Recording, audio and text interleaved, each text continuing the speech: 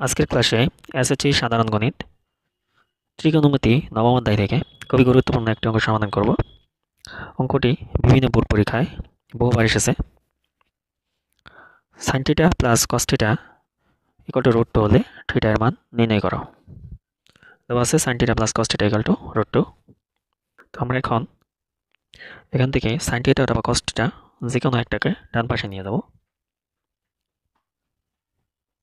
বা sine theta equal to √2, cos theta বাম পাশ থেকে ডান পাশে নিলে প্লাস থেকে হয়ে যাবে মাইনাসের cos theta,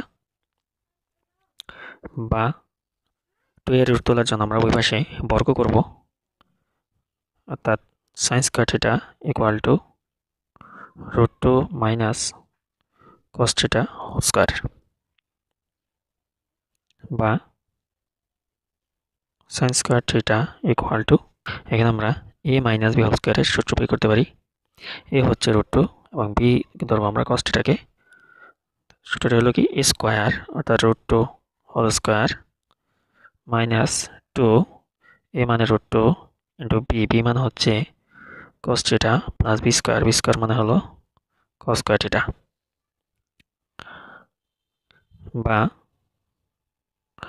sin square theta equal to, এখানে রুট স্কয়ার কাটা যায় থাকে 2 মাইনাস এখানে গুণফল হচ্ছে 2√2 cos theta plus cos square theta, বা এবার আমরা এখানে সূত্র প্রয়োগ করব। এখানে ডান পাশে cos স্কয়ার থিটা রয়েছে এবং cos থিটা রয়েছে এবং বাম পাশে শুধু sin স্কয়ার থিটা রয়েছে, অর্থাৎ cos থিটার পরিমাণ বেশি আছে। তাই আমরা sin স্কয়ার থিটার সূত্র প্রয়োগ করব যেন sin স্কয়ার পরিবর্তন হয়ে cos স্কয়ার হয়ে যায়। আমরা জানি sin স্কয়ার থিটা সমান হচ্ছে 1 minus cos square theta equal two, এর পাশে থাকছে 2 minus 2√2 cos theta plus cos square theta.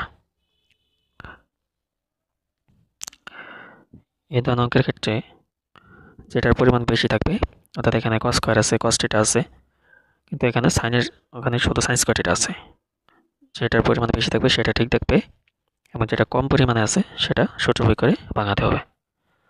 এখন আমাদের সবগুলো অনুপাতে কি হয়ে গেছে, cos স্কয়ার হয়ে গেছে, বা এবার আমরা ডান পাশের সবগুলো পদ বাম পাশে নিয়ে আসবো, অর্থাৎ 1 minus cos square theta plus এর 2 পাশে আছে মাইনাসের 2, মাইনাস 2√2 এই পাশে আসে হবে প্লাস এর 2√2 cos থিটা এবং প্লাস এটা বাম পাশে নিয়ে হবে মাইনাসের cos স্কয়ার থিটা, ডান পাশে থাকে 0, বা এখন এখানে মাইনাসের এখানে একটা cos স্কয়ার আছে, এখানে আরেকটা মাইনাসের cos স্কয়ার থিটা আছে, অর্থাৎ মাইনাসের 2টা cos স্কয়ার থিটা হয়। তারপরে cos এর আছে 2√2 cos theta plus 2√2 cos theta, এরপর আছে মাইনাসের 2 প্লাসের 1, তো এখানে আমরা যোগ করলে হবে মাইনাসের 1, যেহেতু মাইনাসেরটা বড়, মাইনাসের 2টা প্লাসের একটা ইকুয়াল টু 0, বা এখন এখানে যেটা আমাদের মুখ্য পদ অর্থাৎ যেটার ঘাত বড় সেটার সঙ্গে মাইনাস চিহ্ন এসে গেছে, এখানে মাইনাস চিহ্নটাকে আমাদেরকে তুলতে হবে। যে কোনো অঙ্কের ক্ষেত্রে যদি মুখ্য পদের সামনে অর্থাৎ যেটার ঘাত সবচেয়ে বড় থাকবে সেটাকে মাইনাস চিহ্ন এসে পড়ে, তাহলে সেটা আমরা তুলে দেবো। তা তোলার জন্য আমরা সম্পূর্ণ রাশিটাকে -1 দ্বারা গুণ করবো। -1 দ্বারা গুণ করলে চিহ্ন চেঞ্জ হয়ে যাবে, মাইনাস মাইনাসে প্লাস হয়ে যাবে, আর 1 দিয়ে 2 কে 2 cos স্কয়ার থিটা, তাহলে এটা প্লাস, যেহেতু -1 দ্বারা গুণ করছি এই প্লাস মাইনাসে মাইনাস হয়ে যাবে, মাইনাস 2√2 cos থিটা, আর এটা মাইনাস আছে, মাইনাস মাইনাস হয়ে যাবে +1 ইকুয়াল টু হলো 0। এটা লিখে দেওয়া যায় -1 দ্বারা গুণ করে। এখন এখানে আমরা আবার সূত্র প্রয়োগ করতে পারি, a square minus 2ab plus b square, এই সূত্রটা প্রয়োগ করা যায়। তো এর জন্য আমাদেরকে একটু সাজিয়ে নিতে হবে। এখানে 2 সূত্রের 2 এখানে আসছে, এই জায়গায় আমরা ধরবো √2 cos থিটা, আর b এর পরিবর্তে আমরা ধরবো এখানে মনে 1 ধরে নিব, কারণ সর্বশেষ ধ্রুবক 1 দেওয়া আছে, ধ্রুবপদ 1 দেওয়া আছে।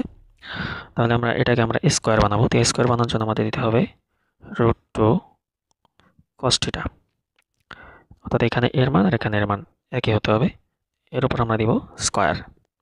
এতে যদি আমরা আবার রুট স্কোয়ার কাটাকাটি করি তাহলে 2 পাওয়া যাবে, আর কসকে স্কোয়ার করলে কসকে টিটাই পাওয়া যাবে।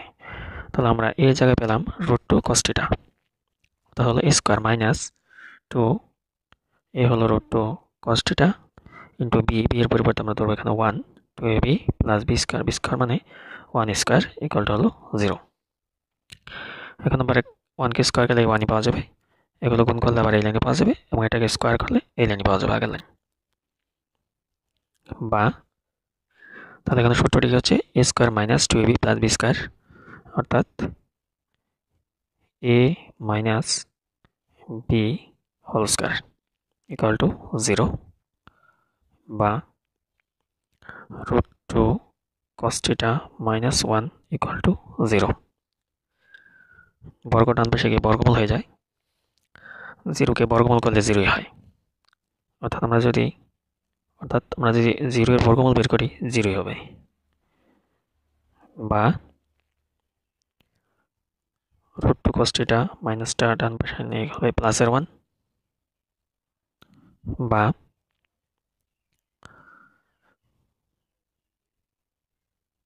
cos θ ইকুয়াল টু 1/√2, √2 গুণ আছে এই পাশে গিয়ে ভাগ আকারে হবে। বা cos θ ইকুয়াল টু, এখন আমরা এখানে বসাবো, এই পাশে যেহেতু cos θ রয়েছে এই পাশে আমরা cos θ বানাবো। আমরা জানি cos 45 ডিগ্রির মান হলো 1/√2, তাহলে 1/√2 পরিবর্তে cos 45 ডিগ্রি, বা θ ইকুয়াল টু হচ্ছে 45 ডিগ্রি। আমাদেরকে থিটার মান বের করতে বলেছিল, সুতরাং নির্ণয়ের মান θ ইকুয়াল টু 45 ডিগ্রি, এটাই আমাদের আনসার। অঙ্কটি খুবই গুরুত্বপূর্ণ, আশা করি বুঝতে পেরেছেন। ভিডিওটি ভালো লাগলে লাইক এবং শেয়ার করবেন। ধন্যবাদ।